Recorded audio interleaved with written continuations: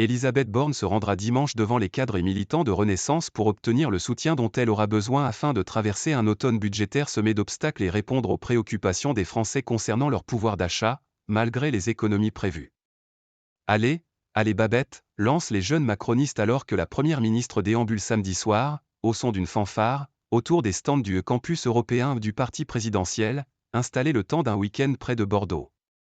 La chef du gouvernement et de la majorité clôturera ces 3 jours de réunion militante par un discours dimanche, après les interventions des présidents des partis alliés Édouard Philippe, Horizon, et François Bayrou, Modem.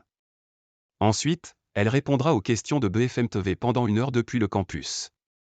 Embrassades, selfies et rires, la chef de la majorité a pris des forces auprès des siens dès samedi avant une saison parlementaire qui risque d'être marquée par une dizaine d'utilisations de l'article 49.3 pour l'adoption des textes financiers, et peut-être autant de motions de censure. En mars, elle avait failli être renversée, à seulement 9 voix près, sur la réforme des retraites. Ne pas créer de tension. 3 mois de 49.3, ça va être long jusqu'à Noël ou pour elle, estime un conseiller ministériel, alors que sa popularité diminue dans les sondages.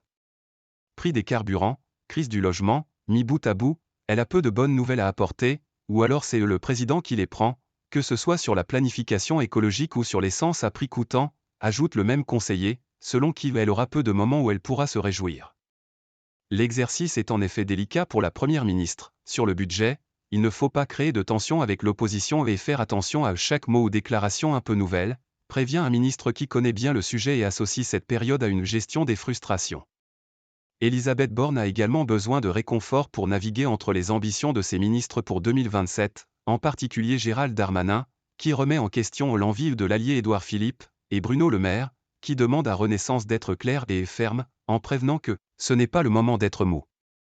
Celui ou celle qui dirigera la liste de la majorité aux élections européennes de 2024 devra y aller avec détermination, a également déclaré le ministre des Finances devant la presse samedi, alors que Renaissance n'a pas encore choisi son numéro 1 pour le scrutin de juin.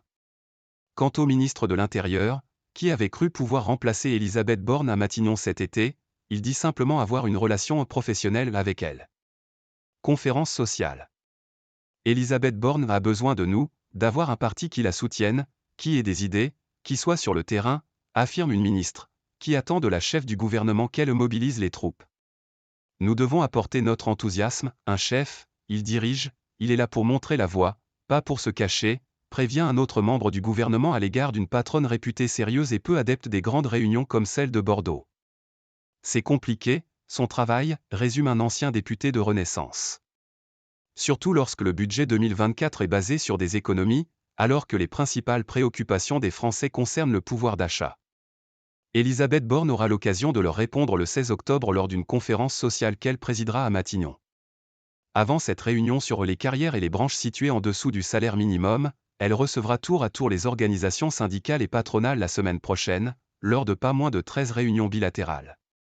L'organisation de cette conférence, qui figurait à l'agenda social des partenaires sociaux, avait été validée par le président Emmanuel Macron fin août lors des rencontres de Saint-Denis avec les chefs de partis politiques.